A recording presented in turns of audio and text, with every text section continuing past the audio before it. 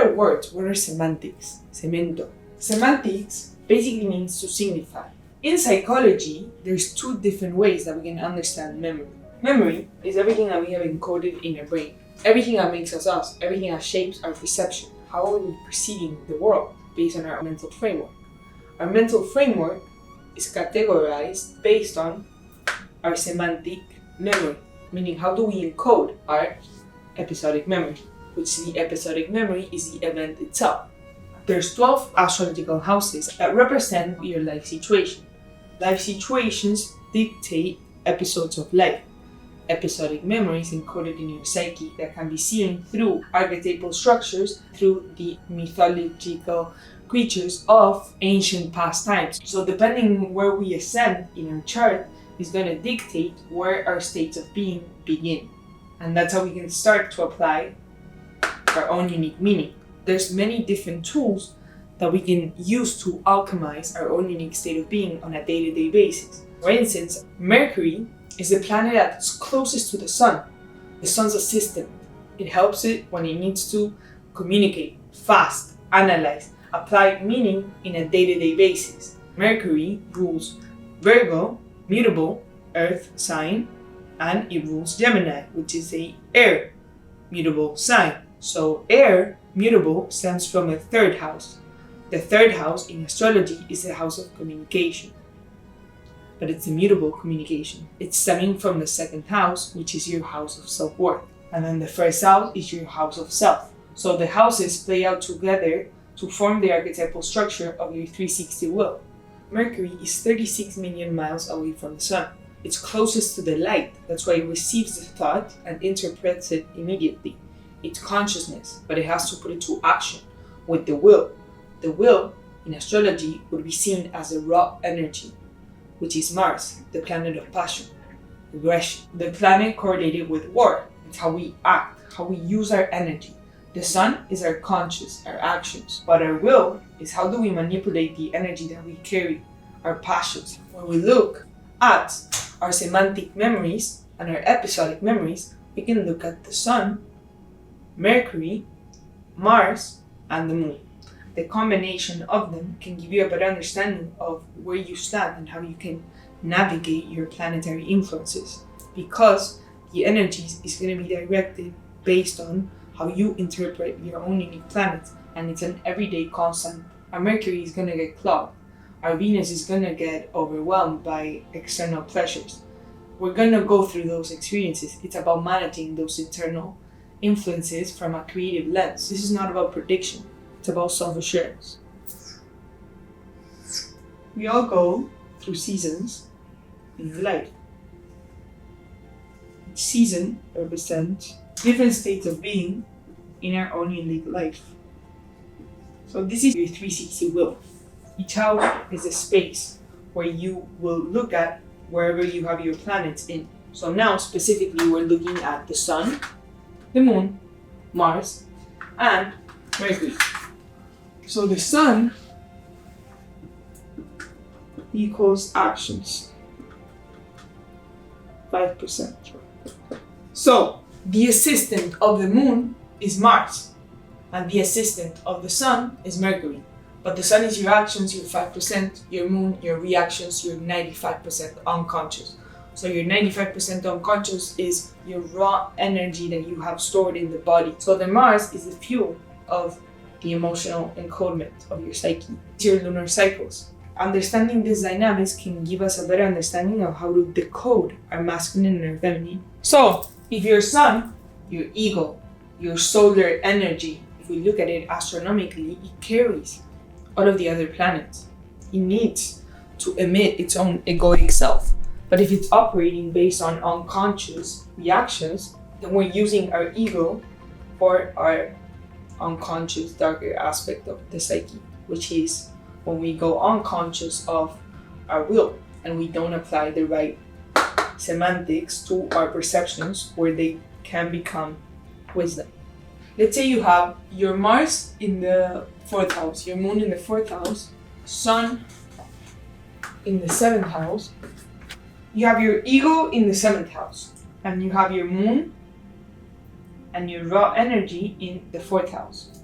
Let's interpret this. And then you have your Mercury in the 5th house. The house of expression. It's your sense of self-expression. So you're expressing from your Mercurian lens. You're expressing your energy. If you have Mercury there, that means that you're emitting that energy. You are putting into that energy because you have that planet, your solar system. But if your sun is in the 7th house, you're showing your Mercury through your ego in the 7th house, through how you relate to other people, how you relate to the world, and how you relate to yourself. So relationships play a big core part of how you understand your communication style and how you understand your sense of self-expression. You build your sense of self-expression based on what you pick up from your 7th house. The sun is carrying out the energy. So when we want to be consciously aware and alchemize our psychology, looking at the sun, Mercury, Moon, and Mars. So let's look at Moon and Mars. What's the Moon? Our internal world. The lunar cycles define different states of emotional being. So these states tap us into information based on our own unique interpretation of the past. When we're not consciously aware of whatever we're symbolizing about our past, we're acting based on our reflexes, based on past events. For instance, let's say you have Mercury in the 5th house, but it's blocked because your Moon and your Mars is in the 4th house. So that means everything has to be dealt within. And sometimes when your emotional needs don't get fulfilled or are not comforted in, they can get aroused with Mars. So that means that you can repress emotions and turn them into anger, seen through the 4th house, the second cardinal point, your foundation, how you initiate your field. So when you have Mars there, you put a lot of passion, aggression, willpower. You use your raw energy to fuel your emotions. I personally have Mars in the 4th house, so I can speak from experience, and it's a hard placement because you can turn your emotional world into anger and pull it out from within. You can fuel all of your raw aggression in the 4th house. So you can start to initiate, create based on your passions, based on your raw energy, because you have all of this raw energy that you need to keep cycling. And if you don't cycle it, it turns into anger and you can repress that. And that's Mars in the 4th house. But if you alchemize it, when you learn to fuel your Mars, your raw energy into your emotion, into higher states of being, into understanding your emotional world, and then using your emotional world to fuel both your Mercury and your Sun. Your Sun is still your pioneer, but if it's acting unconsciously, it could be acting based on mischievous ways of thinking, based on our unconscious patterns and aggression. I have my Moon in the 4th house as well, so I feel comfortable dealing with my emotions in my home, meaning in my own internal state of being, where I feel comfortable in. And that could be physically or internally, just being within me and grounding my emotions. I have Capricorn in the 4th house, so I like to initiate and create new ways of practicalizing my emotions, whether that's through creatively pursuing something, or you can see through my channel, I talk a lot about emotions and how I deal with them and how I use emotions to understand the language they carry. But I had to go through a lot of hardship, a lot of Saturnian aspects to understand and stabilize and ground those emotions and keep grounding them, because Saturn is restriction, placing time, boundary, structure. I need to structure my 4th house. I need to initiate and create my own sense of practicalizing my emotions, because I have Capricorn there, but I have my Moon in the 4th house. So it's all about perspective, not perception. So yeah, I'll get deeper into this. But remember, Moon, your reactions, your Sun, your actions. Your Mercury is the assistant. Mars is your raw energy, so use that energy. Don't let other people dim that energy, because we all have different ways of emitting our Mars. If I have Mars in fire, it's a different dynamic than if I have Mars in water or earth, where fire gets that energy and wants to show that, be the flame, be the expression of that energy and entertain or enlighten something. Water wants to dwell with the emotion, wants to creatively express that through grounding the emotion first in the internal world, then expressing that energy. Water can sometimes dwell in the emotion, stay fixated there. Mars rules Scorpio. Scorpio is the fixed water. They can get fixated in the emotions. where we look at the polarity, Taurus is exalted in the moon. It loves to be there and indulge because it can practicalize the emotions by finding in their own self-value, so they can place value upon what they're emotionally attuned to. That's what makes them alchemists. That's the polarity of Taurus and Scorpio. But I keep talking about the polarity of Taurus and Scorpio because Taurus shows the archetypal structure of values, how we ground a sense of self-worth, whereas Scorpio shows what do we need to transform in order to become the phoenix that we want to become. As a plant produces its flower, so the psyche creates its symbols. How does a flower flourish? How does it get its leaves? By using the little cues from the environment, by adapting and absorbing from the light. It's about understanding that journey that took for the plant to flourish. And that is in essence shadow work. If we're unconscious of our growth, then we can never go back to it when things fall. If you flourish too soon in your life and you never went down to your roots, then whenever there's a storm that causes you to move, then you're going to go through crisis because your ego, your outside, is going to have to diminish by external circumstances. Therefore, you have no other option but to be in the dark. And in order to understand what's going on, you have to go back to your roots. What is that symbolism about the way that you grew up, about the things that you perceive that you can't really pinpoint with words because it's a deep psychological process. It's all subconscious. So how can we start to understand those symbols that make us understand ourselves more logically?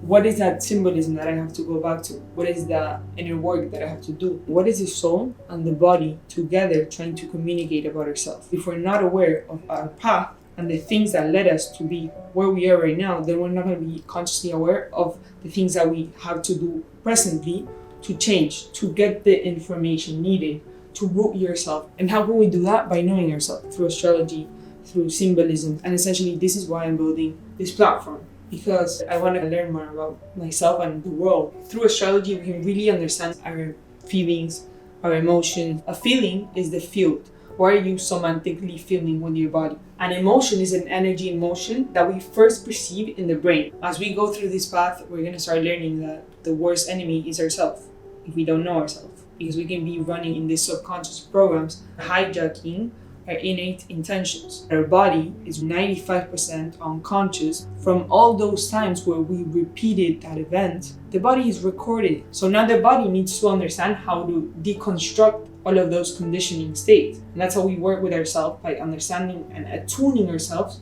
through being present. We have to understand and communicate intrinsically with your body, somatically, using yoga, which is connecting with the body and understanding the energies within the body, the flow within you. Using sports, using music, using vibration, using cooking, using whatever makes you you. Anything that could tap you into being present. Because when you're present, you're aware of the things that you can create. And when you start to create through symbolism, you start discovering the things about yourself that make you unique, your talents, your creative pursuits. And it could be something as random as you started drawing all of a sudden, and then you started to discover these weird symbolisms, and then now you start to cue little things about yourself as synchronicity about yourself. Think about all the times that we unconsciously put things into our body. Maybe if I eat this food that is a little bit more nutritious, it's going to benefit you and it's going to benefit me. And that's how we work with the body intrinsically. But we have to make it understand subconsciously that that's going to be a good thing for it by planting new intentions. Let's say you want to start a new habit of eating healthy, but you tell yourself that, but you didn't plan it out creatively. You didn't find substitutions. You're just going towards the typical normal health food diet someone else told you about. So that's what you're replacing it. You didn't put too much thought. So the next day, it's not going to be something that excites your body. You're not working with your body, you're working with your mind. We have to work with the mind, body, and soul. So to work with these three, understand the subconscious. How can we tap into that? By being creative. You have to create a system for yourself. So if you want to eat healthier, find a substitute that resonates to what you are eating, or it's somewhat similar, so you can start hijacking the brain. You don't have to go cold turkey and go the opposite route. You can understand the polarity of whatever you're looking at and understand how to alchemize the situation you're in, you want to change. And you can tap into understanding how food works, become curious. You can start seeking knowledge about food, about nutrition, a little bit. You don't have to go all in. But if you're really interested about making that change and you think it's going to be something that benefits you, you can become creative with the process and change the circuit of whatever habit you were on that you want to change. If you have unhealthy food around you, then start by changing your environment. That is going to trigger that response within you to unconsciously get that piece of food. You have to play with your environment. You have to use your ecosystem. But first, grounding yourself. We can't logically say that we want to change and just say that based on words. We have to understand why we want to change. What part of yourself are you connecting with that you want to change? And to connect with that version of yourself, we have to get to know ourselves. So, from Aries all the way through Pisces, there's 30 degrees in each house. This is understanding your energy, the direction, the life situation. It's going to give you a better understanding of how to intuitively tap into this. By understanding what you need, each life situation points to a direction, an energetical point. It's a very different dynamic if I have my 6th house in Aquario, the fixed communication. They have a fixed viewpoint because they're mentally rebellious. That's what makes them unique and leaders. And people follow their unique ideas because they can tap into different realms of communication. But that's the polar axis again with Leo that I talked about before, which Leo is the self-expression. It's not dealing with the mind, it's dealing with more the body, the will, the intention, the actions. Virgo is the service sign. What do we have to detail about our life in an every single day to practicalize how we're going to proceed in our life? That's Virgo. It's the analyzers. Their polar axis is Pisces. So getting a better understanding of the houses and how they play out and the difference between the houses, the planets, and the signs and their unique dynamic can already give you an understanding of the perspective of it all. When we're depressed, when we feel metabolically deeply rested, is because we don't have that inspirational, passionate energy. That's Mars. That's what do we want to go towards. In order for us to have clear action, we have to have that life force running. We have to have our intention set, which is our sun, but we need to have a passionate thing that we do in an everyday in order for us to keep us going. That's how each planet plays together, because Mars, the passion, the aggression, needs their opposite, which their opposite is Libra, which is harmonizing, the balance scale. Venus, appreciating, loving things, being present, sharing, relaxing. That's what Mars have to learn. They have to be present a little bit, because if they're always running unconsciously, that passion can get exhausted and they can get depressed because they put their passion based on other people's belief systems. So they picked up a passion that wasn't their own, because a passion is an energy. It's an energy emotion. It's what do we do with that energy? And if we're following other people's beliefs, unconsciously, we're following a passion that's not ours. And there's always a new character that can be born that's your own. But we have to find our passion. For instance, my Mars is in Sagittarius. So I place that raw passion, that raw energy that I have in what I like to apply my wisdom for. And I'm very curious. I know you might not know me, but that's my Mars, my engine. So I fuel that. I have that in my 4th house. So I build my foundation. My emotions are correlated with the way I fuel my Mars, which is my inner passion, is always seeking things in a mutable state of expression, because I see different forms of expression. And I put that towards my Jupiter, which is how I apply my knowledge. So I put that towards my 4th house, my foundation, the way I structure my emotions. My channel is kind of built around that. And that's just an example. But that can give you a better understanding of your engine. And I uniquely put that towards my sun, which is my actions, my Pisces. I tame my emotions by putting them towards my Jupiterian 4th house. So I ground my emotions. I need to go within myself and seek for the knowledge myself by doing the shadow work myself, because that's my unique chart. This just gave me a better understanding about myself.